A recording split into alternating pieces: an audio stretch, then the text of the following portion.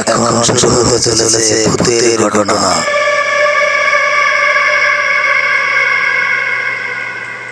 রাতের নিস্তব্ধতা কখনো কখনো মানুষের ভেতরে লুকিয়ে থাকা ভয়কে জাগিয়ে তোলে, আর যখন সেই ভয় বাস্তব রূপ নেয় তখন মানুষ আর যুক্তি খুঁজে পায় না। আজকের গল্প মৃত নদীর আহ্বান। বাংলার এক প্রত্যন্ত গ্রামে ছিল একটি শুকিয়ে যাওয়া নদী। বহু বছর আগে নদীটি ছিল প্রাণবন্ত মাছ, নৌকা আর মানুষের কোলাহলে ভরা। কিন্তু একদিন প্রচন্ড বন্যায় গ্রামের অনেক মানুষ ডুবে মারা যায়। সেই থেকে নদী শুকিয়ে যায়, আর গ্রামের মানুষ বলে নদীর তলায় এখনো সেই মৃত আত্মারা ঘুরে বেড়ায়। সন্ধ্যার পর কেউ সেখানে যায় না।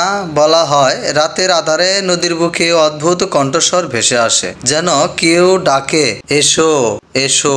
শহর থেকে গবেষক আরিফ গ্রামে আসে। ভূত প্রেতের গল্পে তার বিশ্বাস নেই। সে শোনে নদীর কাহিনী আর সিদ্ধান্ত নেয় আজ রাতেই সে সেখানে যাবে। রাত প্রায় 11:30। চাঁদের আলো ম্লান, চারপাশে অদ্ভুত নিস্তব্ধতা। গ্রামের মানুষজন বারবার তাকে নিষেধ করে, কিন্তু আরিফ একা বেরিয়ে পড়ে মৃত নদীর পারে। হঠাৎ সে শুনতে পেল শুকনো নদীর বুক থেকে মৃদু জলের ছলাতে ছলাতে শব্দ, অথচ সেখানে তো কোনো জল নেই। আরিফ সামনে এগোলো। অন্ধকারের মধ্য থেকে নদীর বুকে আসলেই যেন পানির চিকচিক চিকচিক করছে। পানির মাঝখানে একটা ভাঙ্গা নৌকা ভেসে আসছে।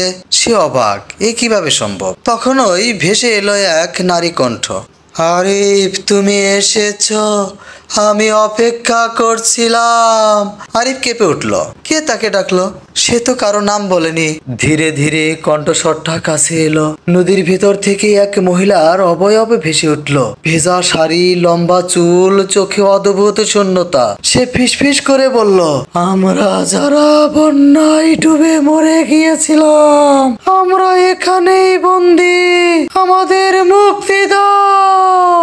আরিফ বুঝতে পারলো সে এমন এক শক্তির সামনে দাঁড়িয়ে গেছে যা মানুষের সাধ্য নয়। তার বুক ধরফর ধরফর করতে লাগলো।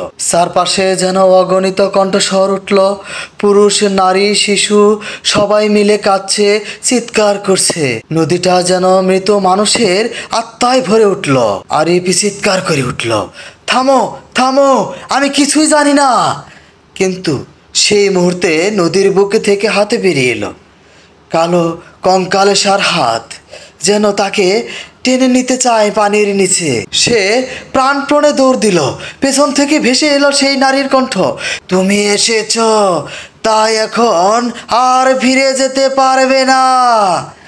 আরিফ পারে উঠতে উঠতে বুঝতে পারলো চারিদিকে অন্ধকার যেন ঘনিয়ে আসছে। দূরে গ্রামের আলো মুছে যাচ্ছে। সে দৌড়াতে দৌড়াতে গ্রামে পৌঁছালো।